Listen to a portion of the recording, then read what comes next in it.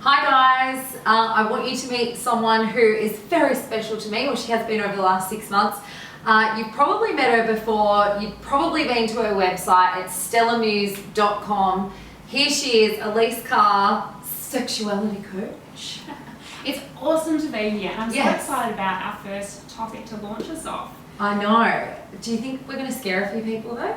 I think we're going to enlighten a few people. One thing that I find that me and my girlfriends always talk about is self-pleasure and women growing up not doing it. Like me growing up in a small country town, we never spoke about it, and I think you always rely on the man. Mm-hmm. Absolutely, and I hear this time and time again. I can speak from my own experience. Yeah. Being in, maybe your teens and your early 20s, when you're still exploring, you kind of feel like it's the guy or your girlfriend, whoever you're in a relationship with, that it's their role. Yeah. It's their job to know what you like, how you like to be touched, how you like to be turned on, what gives you an orgasm. When the reality is, the onus really starts with you. When it comes to self-exploration, I like to think of this as, how do you like your eggs? So before you go to the restaurant, so before you're with your beloved, you got to think, okay, do I like them scrambled or fried or hard-boiled, whatever it is. So you need to take some time. It's investing in you. I know, right? Because I think for me, even now today with my partner, I think, and I know a lot of my girlfriends are like this as well, we still probably depend too much on the guy. Like I think in my head sometimes if I can't reach a destination, I always think, well, shouldn't you bloody know? Like in my head, but I don't take the time to spend that time with myself, because we speak about it so easily and openly, and especially yourself, but I'm too scared to have that time with myself. And it feels really unnatural. Yeah, it's challenging at first, and there's definitely a little bit of a barrier, but the thing is, it's like your comfort zone. Yeah. You have to push through that little bit of pain, a little bit of fear to get to the great bit. Yeah. Right? You're either going to have a deep dive into magic, or you're going to be flying. Okay. And what if you just can't work yourself out? But it's not he can or she can.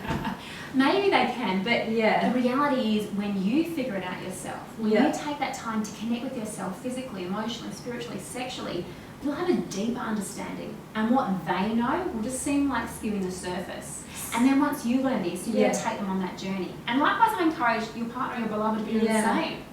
But I find it really hard to explain what I like and what feels good. I find it really hard to put it into words, if you know what I mean, because that even feels uncomfortable if you're both exploring each other's body, then going, hey, excuse me, you're doing it wrong. Yeah, move to the left, thanks. Yeah, like to the left, get your A, B, C, D, E, F, G, like get your alphabet going. I just don't know. And even now, admitting this right now, I feel very vulnerable. Yeah. Because a lot of people wouldn't know that.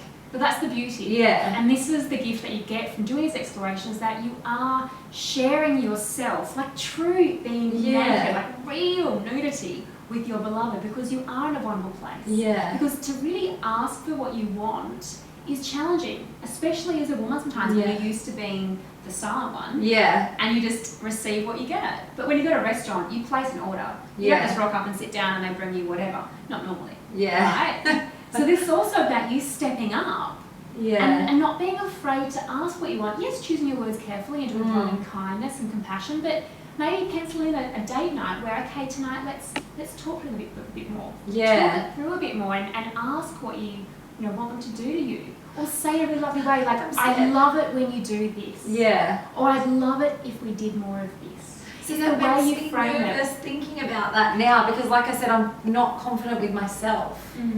So other people, I'm sure, are in the same position. I'm not alone. Absolutely. How do we make that first step with ourselves? Like, how do we make it not weird? Do you know what I mean? I'm not telling you how to. Well, this is all in the mind. Don't forget. Yeah. So you really have to come from a place of calmness, not allow the ego, the crazy chatter to take over, and come from your heart. Because what do you really want from this? You want a deeper connection with yourself. You want a deeper connection with your beloved. Okay, so what do I have to do? Sit with that. Ask yourself that question. Perhaps the first thing is, okay, tonight we're going to have a shower together. Yeah. And that's how it's going to start. You're not thinking about the destination. No, and it's never about the destination. Whether you have an orgasm or not, especially being a tantra practitioner, we don't even focus on that.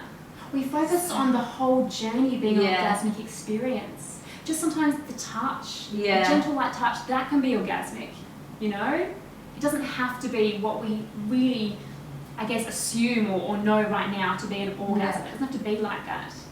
God, you must have a good sex life.